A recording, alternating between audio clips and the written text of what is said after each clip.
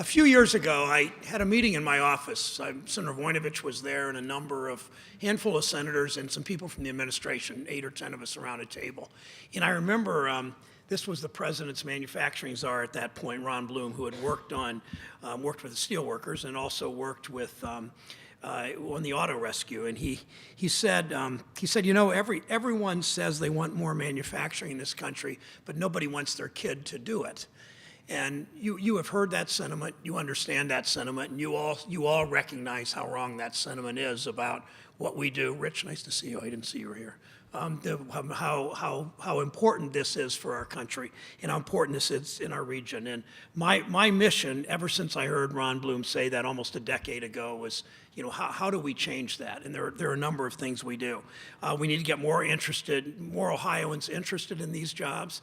That means getting young people into plants. It means seeing the opportunities that they can have. We need to create more of those jobs. We mean to make sure the manufacturing jobs pay the kinds of wages that historically they have. It means support of unions. It means making sure that workers have the chance to bargain collectively, because we know in the end what that means. But people too often, they hear the word manufacturing, they think dirty, dusty old jobs. They think they hear the outdated term Rust Belt. And to call us Rust Belt demeans our work and diminishes who we are. Every time I see a reporter use the term Rust Belt, I send them a note and say we're not the Rust Belt, and I include a column I wrote in the New York, an op-ed I wrote in the New York Times that illustrates to even the slowest learner that writes that we are not that. Today's factories in Ohio and around the country aren't rusting. They're innovative. They're high-tech. Plant maybe 4.5, 5 miles from here, Dave. ArcelorMittal is the first integrated steel mill in the world, where 1 person hour, give or take about 0.5%, 1 person hour creates 1 ton of steel. That's never been done in a mill like that. And this city, this state, this region leads the way. The next generation, as we know, the next generation of workers need to understand how important manufacturing is and what it does. It lifts families up with good wages and good benefits, retirements and opportunities prior to that for career advancement. We need programs that get young people excited about these careers. And after hearing Bloom talk about nobody wants their kid to do it, we set off to do something about it. For 5 years, my office has put on summer manufacturing camps. We aim at kids in the 7th and 8th grade. We work with local businesses. We've done dozens of these. We've done them in probably, 30 counties, 25 counties around the state. Those 7th and 8th graders, we thought a lot about the right age to expose them to this. 7th and 8th graders, probably half girls, half boys.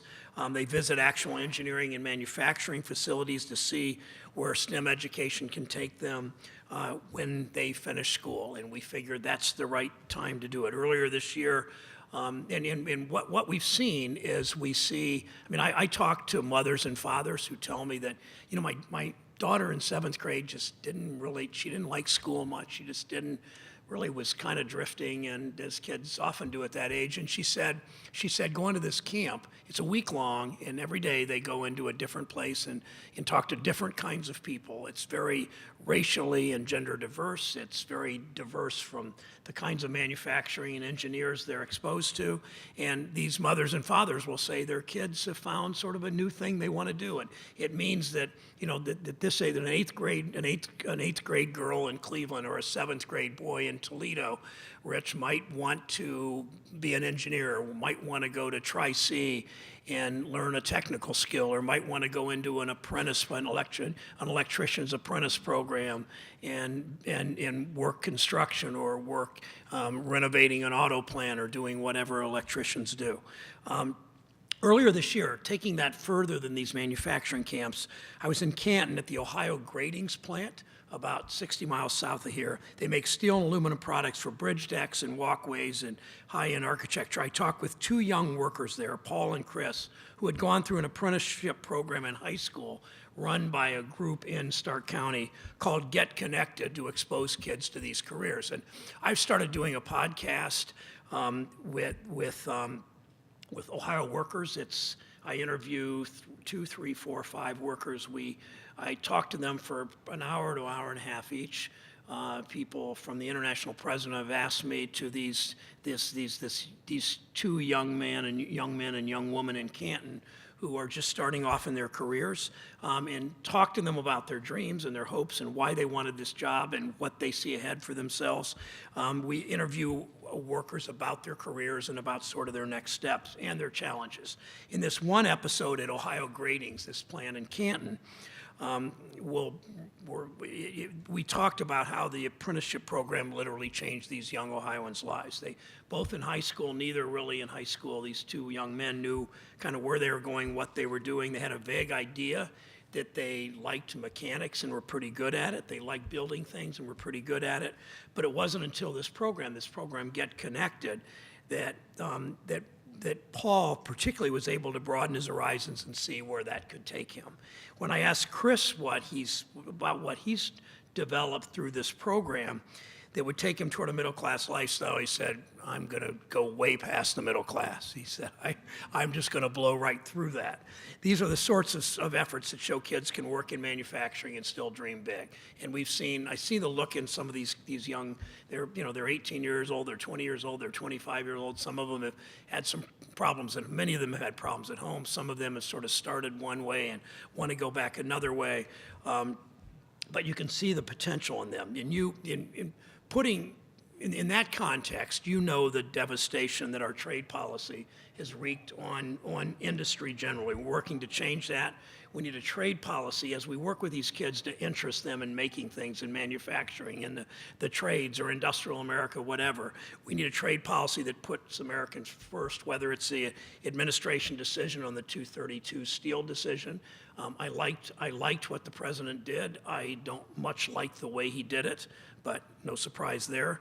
And it means renegotiating bad trade deals that have cost Ohio jobs. We saw this year what we can achieve when we enforce trade rules. We saw what it meant to 3,500 Ohio workers at Whirlpool. I interviewed a number of them too for this podcast. Their jobs were threatened by steel dumping, cheap imports from places like China and Mexico and Korea. Whirlpool not only has stabilized the workforce of those 3,500, they plan to add 200 new jobs soon. But we can't let trade, of course, as important as trade is to so many of us, and I've talked to so many of you, to Rich and Amy and Dave and so many of you about trade policy over the years. It's obviously not our only or maybe even our main focus when we talk about manufacturing. We need to nurture advanced manufacturing. President Obama signed my bipartisan Revitalize American Manufacturing and Innovation, the RAMI Act, into law, ensuring that ideas developed in this country will be made in this country. It created a national network of manufacturing innovation. The first hub of that network is in Youngstown, Ohio. It means ensuring that this remains a high-wage industry. Manufacturing jobs traditionally have been a ticket to a more secure middle class. There's no guarantee they stay that way. We've seen the downward pressure on wages from trade. We've seen the downward pressure on wages from anti-union manufacture. We've seen the downward pressure on wages from what we allow to happen in financial services, one thing after another. Fewer and fewer Americans, as we know, have a union card to protect them, even in manufacturing, which was so heavily unionized when I was a kid growing up in Mansfield. So-called right to work and other laws pushed by big companies have chipped away. You know this all too well, whether it's in Pittsburgh or whether it's in Cleveland or whether it's in Cincinnati, chipped away at collective bargaining rights in a way that was unprecedented in our history. From 2000 to 2007, 2017, the percentage of manufacturing workers in this country represented by unions has dropped from nearly 16% to 10%. You know these stories, you know these numbers. Only 1 in 10 manufacturing jobs. Think of what this has meant to wages. 1 out of 10 manufacturing jobs is able to collectively bargain for wages and working conditions and health care and pensions in all that unions do for workers and all that unions do for society. I remember during the big fight in which so many of you were involved on collective bargaining in 2011 for collective bargaining for public employees. The only time in American history when the issue of collective bargaining was put on a statewide ballot. And you remember that we won by 22 points, far and away bigger margin than I think than any of us expected, certainly that I expected. And I remember one of the people I was talking to at a round table, I was talking to a teacher, and she was talking about the importance of collective bargaining for her teachers and talking about what it meant for wages, what it meant for benefits. But she said something else. She said, you know, when I go to the bargaining table and I talk about, put issues on the table, one of the things I fight for is class size, because I know that smaller classes mean my teachers are better able to reach students, and these students will be better off. And it's one of the untold stories in my mind about collective bargaining, one of the untold stories about unions, that, you know, unions may only have, you know, 1 out of 10 manufacturing workers, and in the private sector, more like 1 out of 15. But a good collective bargaining contract, you know what it means, not just to those workers, but you know what it means to the community. And it's not just public employees, it's the private sector too. And that's something that's so important to tell your friends that. And as we talk about the importance of unions, talk about the importance of collective bargaining, talk about the importance in manufacturing of giving people more opportunity. We also need to encourage employers to pay higher wages. It means a $15 minimum wage. It means rewarding companies that do the right thing. During the tax bill debate, a group of the president invited 5 Democrats and a dozen Republican senators on the Finance Committee to meet with them. And I had 2 proposals for the president, the bills that I had introduced that should have made their way into the tax debate. One was the Working Families Relief Act to expand the earned income tax credit and the child tax credit, so workers that made $25,000 or $30,000 or $35,000 a year and had children or didn't have children, it depended on the size of the tax credit, but it would mean $2,000 or $3,000 more in their pockets, rewarding those people that are working. The other was the Patriot Corporation Act, a bill that was pretty much the opposite of what this administration ended up doing on the tax bill. And fundamentally, the Patriot Corporation Act said, if you pay your employees well, if you provide decent benefits, if you do your manufacturing in the United States, you will get a lower tax rate. The president, as is his wont, agreed with everything I said and then went off and did the opposite on the tax bill. But it's important we keep those issues in front of people.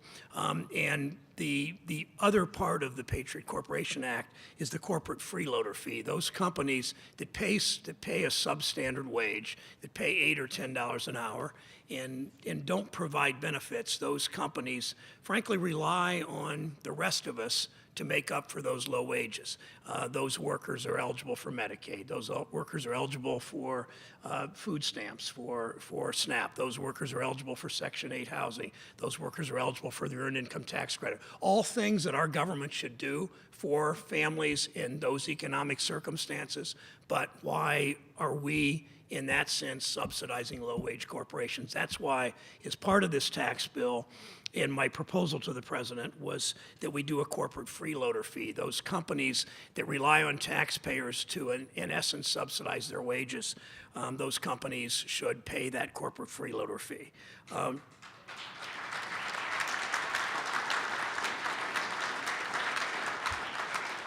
So I'll close with a story, and again, thank you for the ideas you bring to this conference, the work you're doing all over this state and all over this country, and the difference you make in so many people's lives. I was in Cincinnati, and I think Bridget was there in at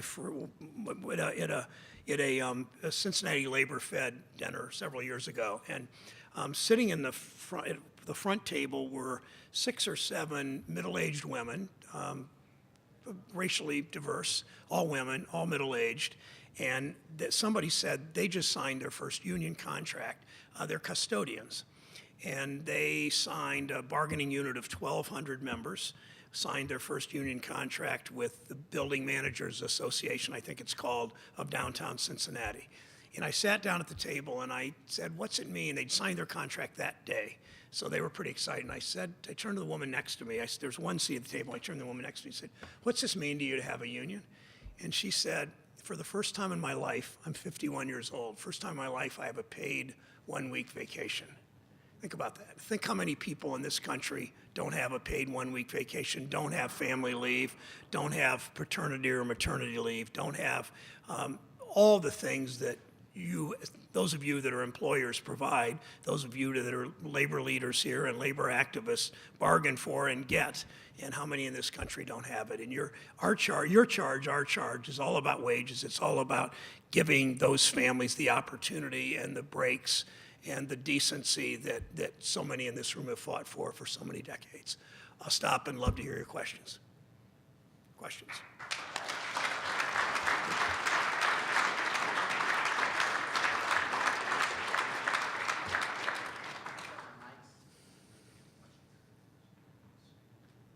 Yeah. Senator, great to see you. Scott Holmes of WireNet. And just thought, we had a little discussion here about energy policy and jobs. And I made the comment to my colleague here that we shouldn't use energy policy to drive job creation. We should use job policy to do that. And so I'm reminded of your, I think it was a 32C tax incentive that you put through as a part of the Recovery Act, which gave a tax incentive to manufacturers who invested in clean energy technology, production equipment. What are the prospects for something like that being amended or adapted to the production tax credit as a way to ensure that jobs and investment are made in manufacturing here? Thanks. Good question. Thank you for that reminder. I go back, as you were talking, I thought back 20 years ago and how, people that didn't much like labor and people that didn't much like a strong environmental policy were very successful at pitting against each other those who were fighting for labor rights and strong manufacturing, and those who wanted good environmental policy. And I think we figured out, and a lot of it was with the auto industry on higher mileage standards, that we figured out that good economic policy is good environmental policy. I mean, look at the Blue-Green Alliance and a lot of the things they've done. So I think we've won a lot of that debate of showing that if we do the right things. I mean, think of all the steel there is in wind turbines, and think of Ohio as one of the leading states, especially Northwest Ohio, on solar panels because of the glass industry coming out of Toledo and the University of Toledo and the 100-year history of glass production there. I think I don't know the answer to your question in terms of chances, but I will look at it this way. There's a piece in the paper yesterday or today, about the tax bill that was pushed through the Senate and the House. You may remember it was a bill literally written in the majority leader's office by mostly lobbyists, a lot of Wall Street, a lot more attention to the financial services sector than to manufacturing, as there always is in this Congress now and in this White House. And it was also written. It was the most slapped together, rushed tax bill that's ever been passed of that consequence. It also, 80% of the benefits went to the wealthiest 1%. It'll encourage more companies to move offshore because the differential in the tax rate. Putting all that aside, the reason I mention that is it was done in such a hurried way that there are all kinds of mistakes in it, and Congress is going to have to go back and fix those mistakes. And the question is, how do we do it? Do we go back and just fix those mistakes and continue the direction of a policy that is more about financial services than it is manufacturing, is more about giving the wealthiest individuals tax breaks at the expense of working families? Is it more about giving giving companies incentives to move outsource jobs, or is it more about things like the Patriot Corporation Act? So they will come back to fix this, and it will need 60 votes to move forward on this. And I think it's an opportunity for us to certainly not wholesale rewrite of this tax bill. That just won't happen. But to make changes in it, like you're suggesting, that could actually move the country in a more progressive direction and move the country into a more just tax code that doesn't tilt inexorably like it always does with this crowd to the richest people in the country. Thanks for that question. Good afternoon, Senator. Thank you for being with us Thank today. you. Tell me your name. I'm sorry. My name is Victoria Wagner. I'm with Asian Services in Action. Okay, hi. I used to work for a manufacturing company in Sugar Falls for 7 years, and I did international sales and exports. Well, some of my friends were saying to me that, oh, you should not do export, you should do import, because it's a tough way to sell American goods to Asia. So we actually exported our products to China, Vietnam, and Thailand. And the challenge was everything was about price reduction. We supported a major US company in supplying these electrical installations because they have their mass productions in China and Vietnam.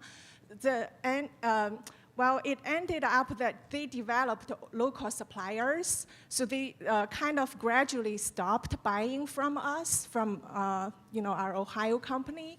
So my question is, we are trying to make higher wages for our workers here, but at the same time, how do we increase our competitiveness globally? I know that's not our focus today, but globalization is happening no matter we like it or not. So my question is, it just doesn't help to bury our heads in the sand, right? Because it's happening no matter what. So how to, increase our competitiveness globally? Thank you. Oh, thank you for that. And this has to be the last question. I got to get to the airport. I apologize. I think you do. I think you look at both. This is a more complicated answer than it's a more complicated question than I probably am able to answer today, or that I may be able to answer. Period. But I think you look at both ends of this. You look at enforcing trade policy when some of our trading partners clearly don't follow international trade rules. They subsidize energy and water and land and capital. Wages, even the differential in wages, German wages are higher than ours.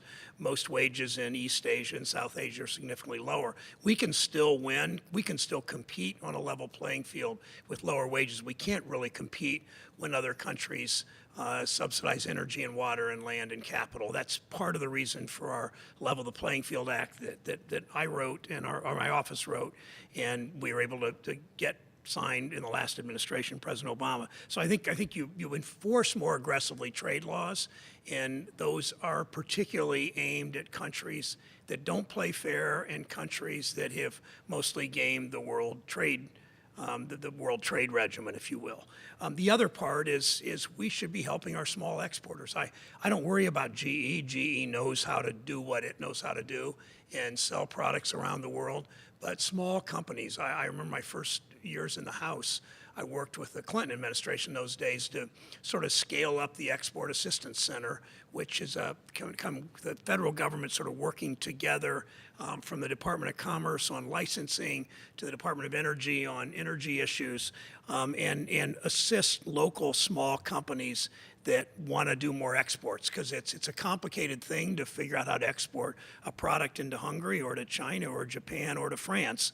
But there are people who have the expertise in communities often, and I think what Magnet does with manufacturing and other kind of community groups, but it's also the responsibility of the government in part to help our small manufacturers figure out how to do, manufacturers and distributors, to learn better how to export. So I think it's a two-way, kind of on both ends. I think we do them fairly well. I think we've seen our exports do better, but I also think we haven't been aggressive enough in enforcing trade rules and haven't been aggressive enough in helping our smaller companies export. So thank you for the question. Thanks all of you for attention. Appreciate it. Thanks.